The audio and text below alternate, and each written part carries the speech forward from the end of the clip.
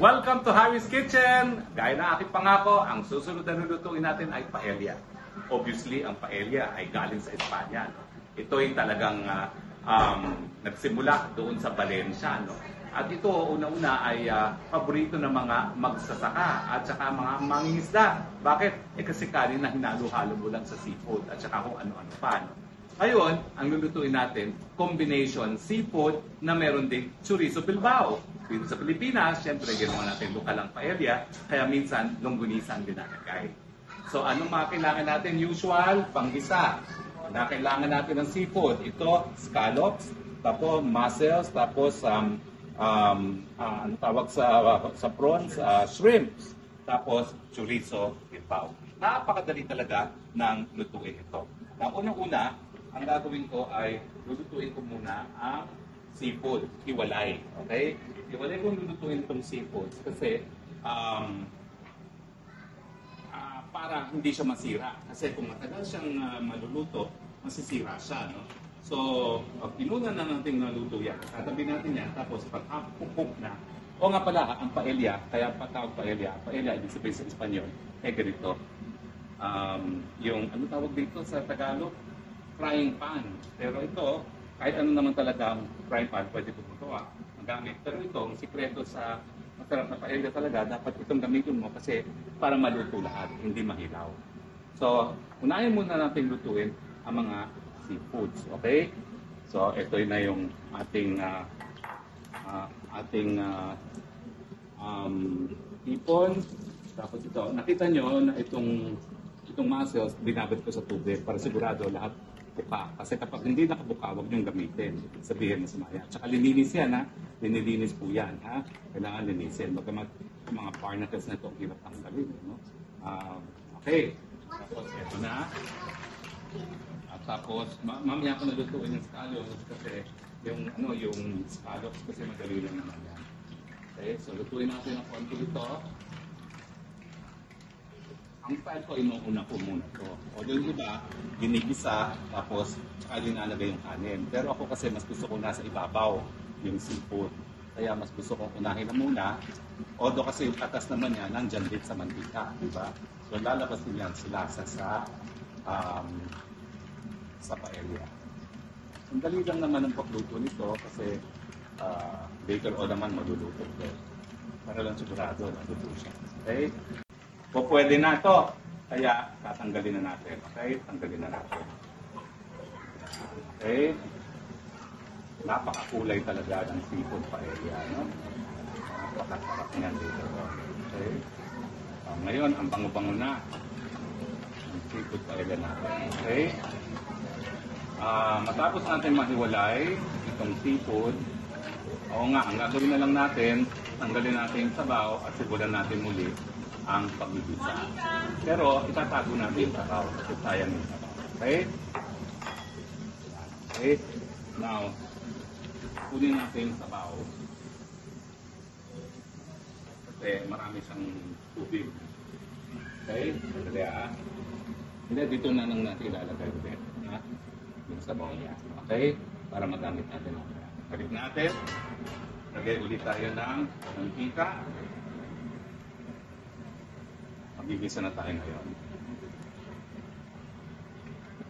Okay. Simulan natin sa bawang.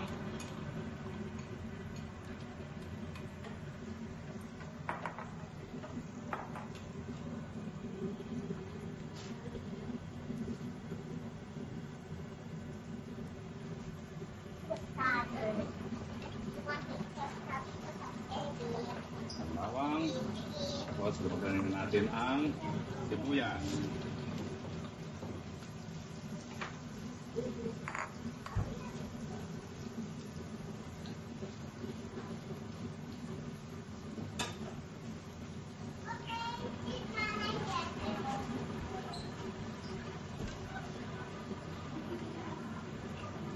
Okay.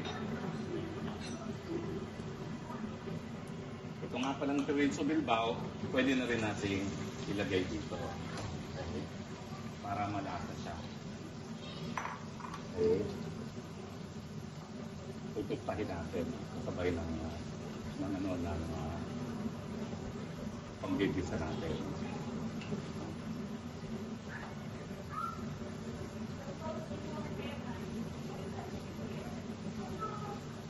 Kita nyo, nagiging malasa na siya.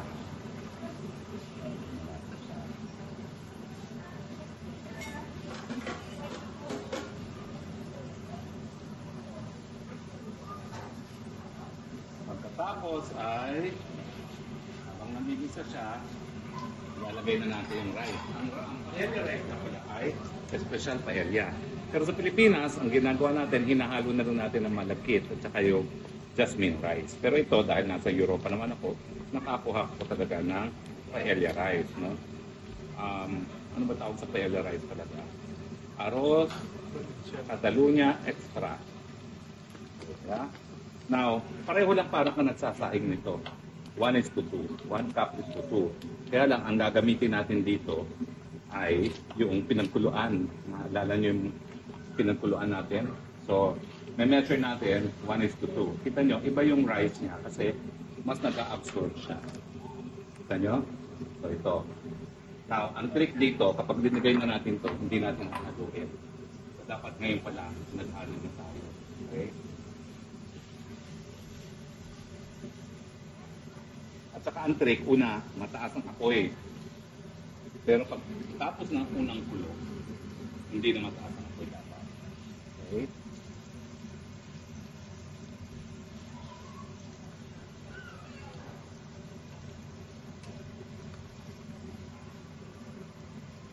Now, ito yung aking yung binigay sa akin MJ. Itong sekreto, napakamahal nito, presyong ginto. Pero ito, tunay na saffron.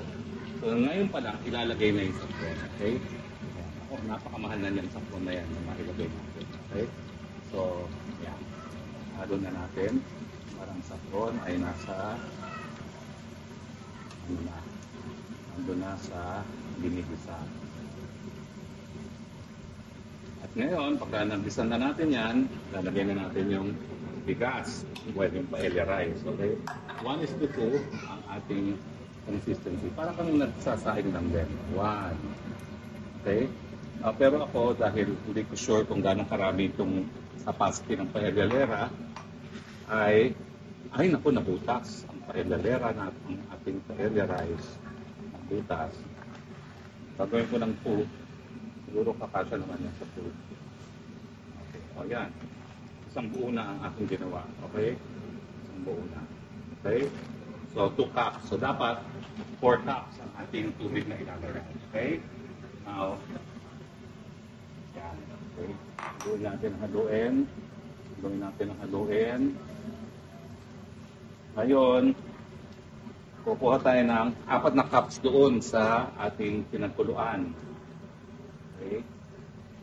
Iaano lang natin yan. Isang halo lang initially para yung bigas ay ma-absorb yung lasa ng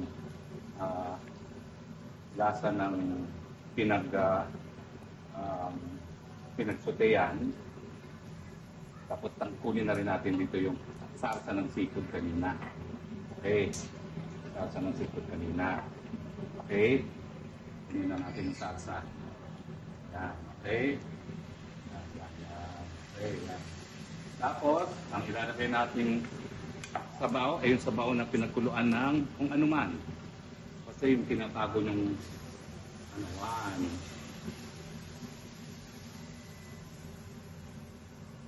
Lalagyan na natin ng patis kasi dapat nakatimpla na siya. Lalagyan natin ng patis. Tsaka paminta. Okay. Patis. 2.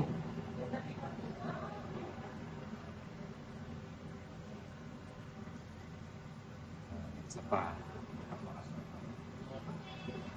2.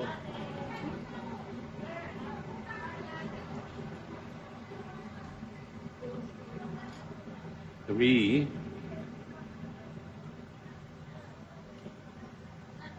And a half siguro kasi nagbagay na tayo kanina no? Ngayon, maglalagay tayo ng clean wrap dito. Lagyan natin ng paminta, at saka bay leaves. Okay?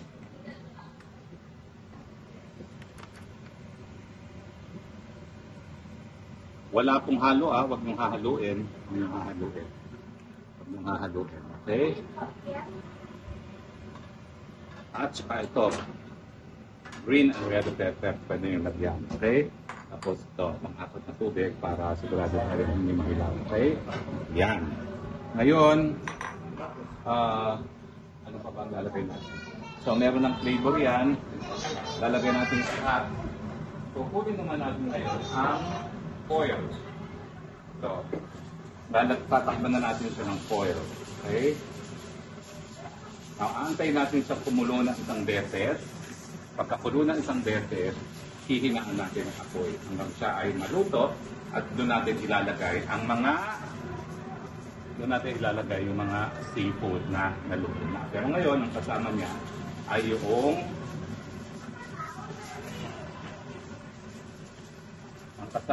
ay ang chorizo de Bilbao. Yan. Antayin natin siyang kumulo para ka nagsasain, kaya lang ang sinabi ibang klase kasi nga ano siya ang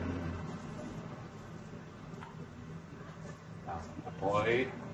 So siguro in 10 minutes bababaan natin ang apoy. Ha? Yan, antayin po natin. Tapos maya-maya yan, kapag half cook na, tsaka natin ilalagay ito sa iba. Talagang aapaw po yan, pero hindi naman yan mag-overflow.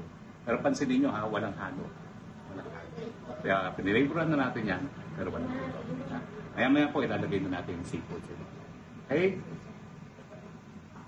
Dinagay na natin yung mga seafood sa ibabaw.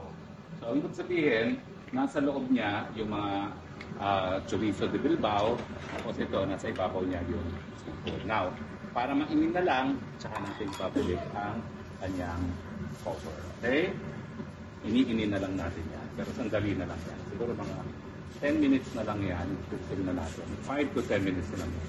Ay, inin na yan. Okay? Okay. Diba? Kaya naman po popular itong paella sa Espanya. Ang dali lutuin. Diba? Maya-maya, makikita nyo ang finished product. Okay? Nadadali namin sa mga mangisang Pilipino dito po sa Netherlands kung saan kakain kami ng malalaking mga lobsters at malalaking mga scallops. So mamaya, makita nyo ang ating finished product ng paella de Harry Roque. Mamaya. At matapos mainin, tingnan na natin ang ating paella. Wow, tingnan natin kung tama na yung bigas. Daming tikim. Siyempre, budburan lang natin ng green onions para lagdag kulay. Okay? At mga kaibigan, ito na po ang ating halo-halong paella at yan naman talaga ang anyo ng halo-halong paella. Talagang lahat-lahat ay hinahalo-halo. So, ang ating final produkto, paella de Harry Roque. Huwag niyong kakalimutan, gaya ng lahat ng putahe, ang sikreto ng masarap na pagkain, pagmamahal at walang sumba. Kain na tayo!